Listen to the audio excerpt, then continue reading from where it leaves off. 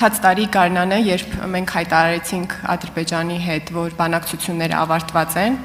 այդ դրվագից հետո եւ հատկապես օգոստոսի 8-ից հետո, երբ մեր ընդդիմադիրներին հարց էր տրվում, թե իրենք ինչով են բացատրում այն, որ մեր սահմանին չկան կրակոցներ, ինչ որ պահից նաև եւ դրանից էլ ավելի վաղ նաև չկան զոհեր, որ Ադրբեջանի խոսույթը մեծ փոփոխություններ է կրում եւ ինչ որ պահից թե դուք թե Ադրբեջանի նախագահը նույն նախադասություններով եք նկարագրում իրավիճակը Հարավային Կովկասում, այն է օրինակ, որ մենք սովորում ենք ապրել խաղաղության պայմաններում։ Մեր ընդդիմադիրների հակադարձումը այն էր, որ այդ ամենը նախընտրական է։ Հիմա ընտրությունները տեղի են ունեցել եւ արդեն 10 օր է այդ ամենը նաեւ հետընտրական է։ Եվ իմ հարցը հետևյալն է, թեև փոքրինչ ռետորական է այս հարցը, արդյոք կարելի է մտածել, որ Հայաստանն ու Ադրբեջանը փաստորեն ի հեճուկս մեր ընդդիմության եւ ի հեճուկս երաշխավորների կարող է 1000-ամյակ պահպանեն խաղաղությունը Հարավային Կովկասում։ Ինչու եմ այսպես ասում, որովհետև այդ նախընտրական փուլում մեր ընդդիմադիրները նաև ասում են, որ մենք առանց երաշխավորների ըստ էության կորած ենք Հարավային Կովկասում, էլի 10 օր է անցել եւ ոչ մի բան տեղի չի ունեցել, սրանի պատասխան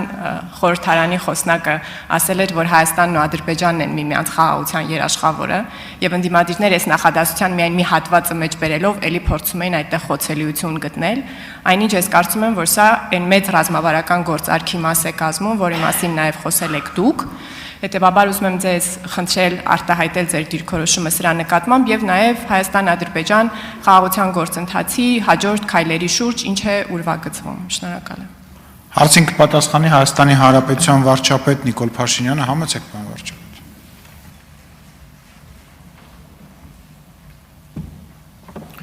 Շնորհակալ եմ Տիկին Կարապետյան հարցի համար, մեզ համար ընտրություններից անմիջապես հետո շատ կարևոր էր, որ մենք խաղաղության գործընթացի դինամիկան չկորցնենք եւ նաեւ որովհետեւ ես ինքս էլ բնականաբար կառավարությունը գրեթե ամբողջ կազմով արձակուրդում է եղել նախընտրական քարոզության մեջ է եղել եւ process-ներ են տեղի ունեցել եւ շատ կարեւոր էր մեզ համար որ խաղաղության գործընթացը դինամիկայի մեջ ընկնի իր դինամիկայի մեջ, այս էր պատճառը, որ պարզվեց, որ այդ նույն ընկալումը կա նաև Ադրբեջանում եւ տեղի ունեցավ, կարծում եմ, արդեն հայտնի է, որ Ադրբեջանի նախագահի օգնականը եւ Հայաստանի անվտանգության խորհրդի քարտուղարը, ովքեր նախորդող շրջանում, այսինքն այդ ֆորմատը եղել է միշտ չէ, վերջին տարիներին, այսինքն մի քանի անգամ հանդիպումներ են եղել եւ երկուսն էլ ընդհանուր բանակցային process-ների իմ եւ Ադրբեջանի նախագահի հանդիպումներին հիմնականում ներկա են եղել եւ տեղի ունեցել հանդիպում, այդ հանդիպման հիմնական նպատակը խաղաղության գործընթացի դինամիկան վերականգնելն է եւ այո դուք ճիշտ եք մեր փորձի վերջո ինչ է ցույց տալիս, ինչ է ցույց տվել, որ երկկողմ ուղիղ շփումները շատ կարևոր են, ընդ որում գիտեք ինչն է հետաքրքիր, որ այդ ձևաչափով երբեք Հայաստանի Հանրապետությունում կամ Ադրբեջանի Հանրապետությունում հանդիպում տեղի չէր ունեցել եւ առաջին անգամ էր, որ տեղի ունեցավ Հայաստանում եւ ենթադրաբար հաջորդն է տեղի կունենա Ադրբեջանում։ Եվ շատ կարևոր է, որ սրանով ըստ էության Հայաստանը եւ Ադրբեջանը վերահաստատում են իրենց հավատարմությունը խաղաղության օրակարգին։ Բայց ես ենթադրում եմ, որ նաև այս օրինակ հարց կարա ծագի, չէ՞, Հայաստանի Հանրապետությունում օրինակ 100,000-ավոր քաղաքացիներ համարում են, որ Հայաստանը 29,743 քառակուսի կիլոմետրով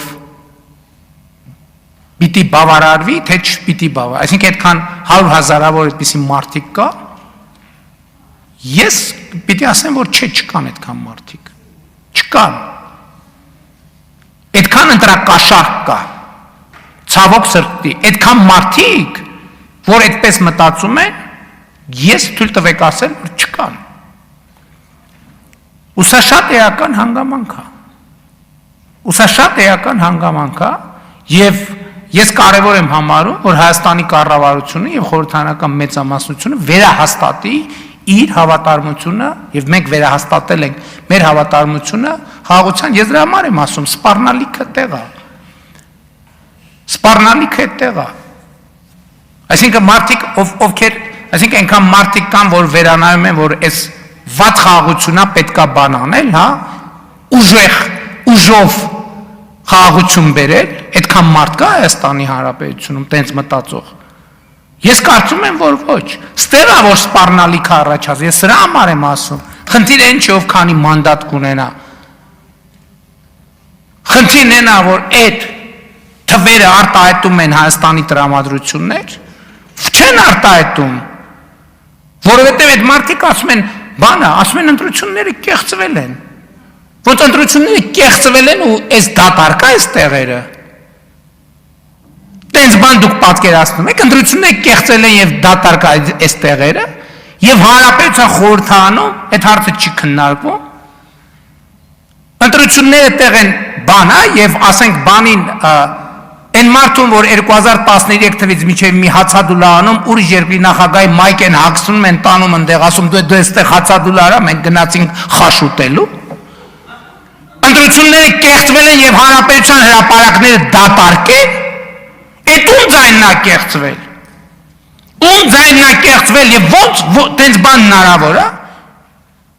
Ում ձայնն է կեղծվել, որ հիմի տանը հազար ներողություն, ես խոսում եմ լիդերների մասին։ Ձեր հետևորդների ձայնը կեղծվել է, դուք տանը վեր ընկած եք։ Քաբաբ եք ուտում։ Հա, ու բանը, ձայները կեղծված են հաջորդ օրը օդանավակայանում եք հայտնվում։ Մենք ընդդիմադիր չենք եղել, ձայները որ կեղծված են եղել, մենք հաջորդ օրը չամադաններս հավաքած օդանավակայանում ենք եղել։ Ում ձայնն է կեղծված, ասում եմ, դուրս եկեք հրապարակներ, ում ձայնը կեղծված է։ Դուրս եկեք հրապարակներ։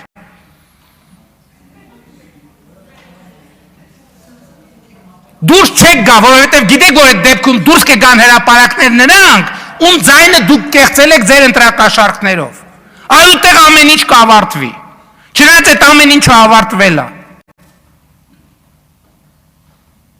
Ասում եմ, ում ձայնը կեղծվել է դուրս եկեք, ես կոչ եմ անում դուրս եկեք հրապարակ։ Որտեվ հաջորդիվ դուրս են գալու հրապարակ նրանք, ում ձայնը իրոք կեղծվել է ձեր լրտեսական ցանցերի եւ ձեր ընտրակաշառքների միջոցով։ Եվ ես առաջնորդնելու եմ այդ մարդկանց, այդ ժամանակ դուք հեղափոխությունը կտենաք։ Այդ ժամանակ դուք կտենաք ինչ նշանակում, ոչ թե սիրո եւ բանի համերաշխության եւ թավշա հեղափոխություն, այլ կտենաք ինչ նշանակում իսկական հեղափոխություն։ Կոչ եմ անում բոլոր նրանց, ով ասում է, որ մենք ձայն ենք կեղծել, դուրս եկեք հրապարակներ։ Եվ տանը վեր ընկած այդ լիդեր կոչվածներին կոչ եմ անում, դուրս եկեք հրապարակ, դուրս եկեք ստեղ տենանք ով եք դուք մի հատ։ Եկեք ստեղ, ինչի է ձեր նստատեղերը դատարկ։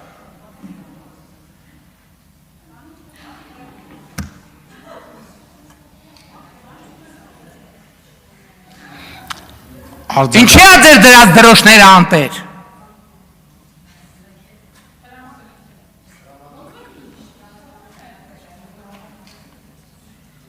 Ինչի մասն էր հարցը։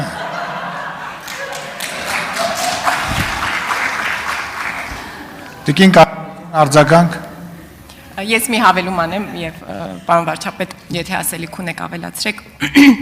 Իհարկե, եթե իրենց թիկունքի հետևում աջակցություն զգային, հիմա գալու էին այստեղ մեծ աղմուկ բարձրացնեին, բայց այս աթոռների դատարկությունը ինքնին իհարկե խնդիր է, բայց էլ ավելի մեծ խնդիր է, որ այս աթոռները դատարկ չեն եղել եւ այստեղ մենք զանազան գորգորոցներ լսել ենք Հայաստանի համար ամենամութ օրերին, երբ Հայաստանի վրա կար դրսից հարձակում։ Այդ օրերին այս աթոռները դատարկ չէին։ Կային մարդիկ, ովքեր այդ դրսի հարձակմանը զուգահեռ ներսից հարձակումը ապահովում էին։ Այդ ներկայության հանդեպ է նաև, որ այսօրվա դատարկությունը այդքան աչք զարնող է, թե այս մարդիկ երբ են հայտնվում եւ երբ են կորչում։ Չէ, այդ մարդիկ ասում են, որ եթե ԿՊ-ն վերարտադրվի, այդ կատաստրոֆա է Հայաստանի Հանրապետության համար, չէ՞։ Բա ԿՊ-ն վերարտադրվել է, իրան գնացել են այս տներում վեր են ընկե։ Բա հայրենիքի ճակատագրի մասին ով է մտածելու։ Ով է մտածելու։ Ասում եմ, այն մարդուն, որ 2013 թվից է հացադուլա անում, իմ գործընկերոջ նկարով մայք են հագցրել են, ասել են դու ստեղ հացադուլարա, իրանք գնացել են բան։ Սա ու որը մեկը պտտվի լեզուն ասի, որ ԿՊ-ն ընտրությունների արդյունք է կեղծել, ղալաթ է կարե։ Ասում եմ, ում ձայնը կեղծվել է, թող դուրս գա հրապարակ։ Այդ դրանից հետո դուրս կգան հրապարակ, նրանք ում ձայնը դուք ձեր ընտրակաշարքով կեղծել եք, եւ այդ ժամանակ դուք կտեսնեք, ոչ մեկ կտեսնեք, այլ կզգաք հեղափոխությունը։ Շնորհակալ եմ։ Շնորհակալություն, պարոն վարչապետ, Քրիստինե Պողոսյան, համեցեք։ Շնորհակալություն։ Մեծարգո պարոն վարչապետ, քանի որ սա իմ վերջին հարց ու պատասխանն է ձեր հետ պատգամավորի կարգավիճակի